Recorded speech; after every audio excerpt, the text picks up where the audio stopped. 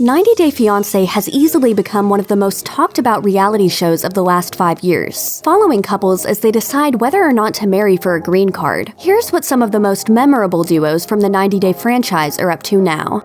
Season 1's Alan and Kirliam met during a Mormon mission to Brazil, Kirliam's home country. Kirliam was underage at the time, but the couple is adamant that they did not start their romantic relationship until Alan came down again many years later for a wedding and they reunited, when Kirliam was all grown up. Because of their strict religious beliefs, both of them were virgins when they got married at the end of Season 1. After 3 years of marriage, the two welcomed their son Liam into the world in October 2017. Another fun fact, Alan managed to get a spot on The Price is Right while attending a taping. He ended up making it all the way to the end and winning a Mazda in the Showcase Showdown, which the couple planned to sell according to Starcasm. However, one prize from the Showcase Showdown that they did take full advantage of was a trip to Fiji, which Kirliam documented on her YouTube channel. Russ and Paula may have only been on the first season of 90 Day Fiancé, but they've dominated all 3 seasons of the spin-off, 90 Day Fiancé, Happily Ever After? Fans have had to watch the relationship constantly be tested by Paula's modeling career. She just can't seem to get a gig where she isn't clashing directly with Russ's conservative Christian values.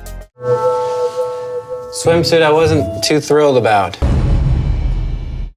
While modeling is still a part of her life, Paula has focused more and more on personal training and fitness, according to her website. In January 2019, Paula gave birth to the couple's first baby, their son Axel. As of March 2019, neither of them have confirmed whether or not they will return to Happily Ever After for its 4th season, or if they'll take a break for their new baby.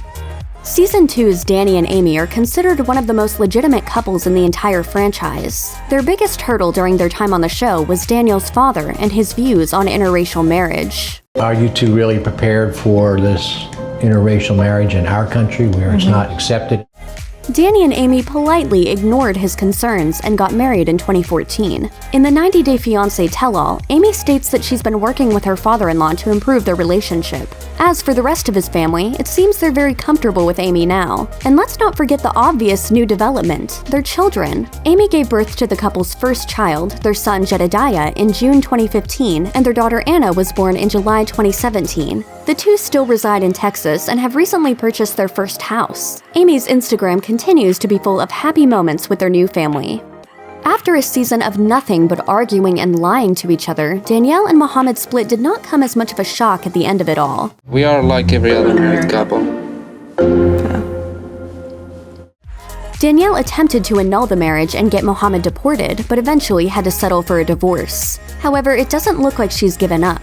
According to Radar Online, she's filed a civil action lawsuit against Mohamed. The court papers state, Mohamed committed fraud against Danielle by luring her into a romantic relationship to secure funds and immigration status. Overall, Danielle is asking for $12,500. For the time being, though, Mohamed seems to be securely planted in the United States and making money working on his photography. Danielle has found herself a new boyfriend, but hasn't shown him on social media yet for the sake of privacy. She's also selling merchandise on Etsy featuring her more infamous moments on the show.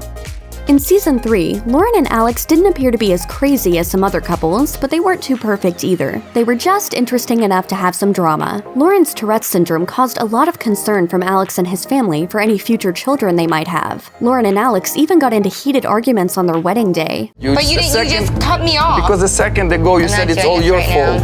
Do not put this on TV. I'll seriously rip your But they are still very much together. They told Good Housekeeping in an interview, "We're still learning so much about each other. Marriage is a full-time job. We worked very hard to be together. We're a team, and while we have our ups and downs like a normal marriage, it's totally worth it." On the show, Alex's mother expressed interest in moving to the States, but it doesn't appear to be happening anytime soon. And without any news of a pregnancy, it looks like these two lovebirds are on their own for a while.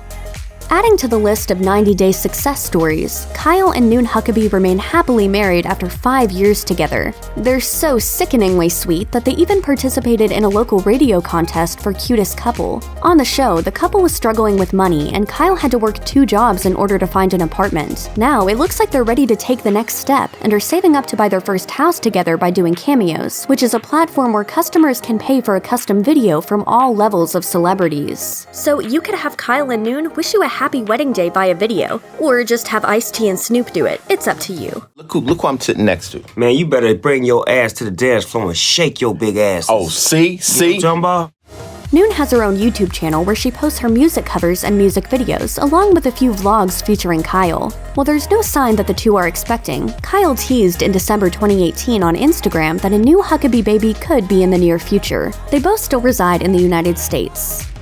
Season 3's Nikki and Mark are the poster couple for just how creepy the show can be. 58-year-old Mark Shoemaker fell in love with 19-year-old Nikki, who's younger than Mark's daughter, over an online dating service and shipped her over to America. Already having social norms against him, Mark came off as a controlling creep over the course of the show. He was really unhappy with his portrayal, and according to Justia, he went on to sue TLC's parent company, Discovery Communications. It turned out that the law wasn't on his side in the end, as the judge eventually threw out the case in May 2017. Other than that, there's very little evidence of these two lurking about the internet. After the show, both of them deleted any of their social media accounts and all but disappeared. All we speculators have is hearsay from folks on Reddit that they have indeed seen the couple out and about. We just hope that they're both safe and happy.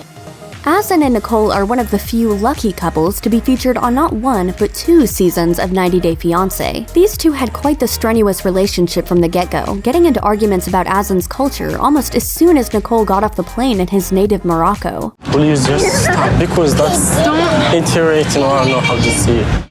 Add on top of that, cheating on both sides of the relationship and struggles with Nicole's weight, and you have one of the most incompatible couples to ever grace your television screen. I'm afraid if I go to America that she will not cook for me and just bring fast food and stuff. However, they're still together as of March 2019, and Nicole shared on Instagram that she has plans to go see Azan in Morocco. She's been vocal in her effort to lose weight, perhaps in an attempt to overcome that obstacle in the relationship. Even Nicole's mother, who was very vocal in her disapproval of the match, seems to have come around to Azan. Nicole was unable to afford the sponsorship necessary to bring Azan to the United States, and there's no sign that the two will be married anytime soon. Season 5 had some pretty unstable relationships. Elizabeth and Andre were easily the most likable of the bunch, which is saying something considering how rigid and controlling Andre came across during their time on TV. Elizabeth's family was also very vocal in their disapproval of the quick engagement. So if you're not working and she's working part-time, I still don't see how you're going to pay all your bills. Nevertheless, the two were married at the end of their season in a beautiful outdoor ceremony, with Elizabeth's reluctant family in attendance. And just a little over a year later, their love seems to be just as strong as ever as Elizabeth gave birth to the couple's first child, Eleanor, on January 23, 2019. In an interview with TLC shortly after baby Eleanor's birth, Elizabeth said, "We're very blessed to have this beautiful little bundle of joy and all of our supporters and followers." No doubt Elizabeth and Andre will have their hands full for quite some time with their expanding family. Money troubles plagued Season 5's David and Annie from the moment they met. 48-year-old David had to rely on his friend Chris to pay for Annie's dowry, and the two even lived with Chris for some time before they were eventually wed. It looks like those money woes might be left in the past, though. According to Starcasm, David has found himself a job as a college professor at an institution in the Louisville area, and judging from their constant cameos, they look to still be happily married. Starcasm has also reported that Annie and David are looking to move back to Thailand. Their source states, "Their endgame is to go back to Thailand and open a business someday." Annie has applied to a local community college with hopes of getting an American degree before they head off. On a more somber note, according to WDRB, in January 2018, David's 18-year-old son Jacob was accidentally shot in the face by a friend who was playing with a gun. Thankfully, he survived and has made a full recovery. It's safe to say that Season 5's David and Evelyn are in the running for best-looking couple. Even Evelyn's aunt humorously pointed out how they're both good on the eyes. Evelyn was just a small-town girl with big dreams when she met David on Facebook. While the family loved him, Evelyn's friend Michaela was shocked that Evelyn would rush into marriage at 18 and was skeptical of David, which caused some drama on the show. I think that this could be one of Evelyn's biggest mistakes in her life.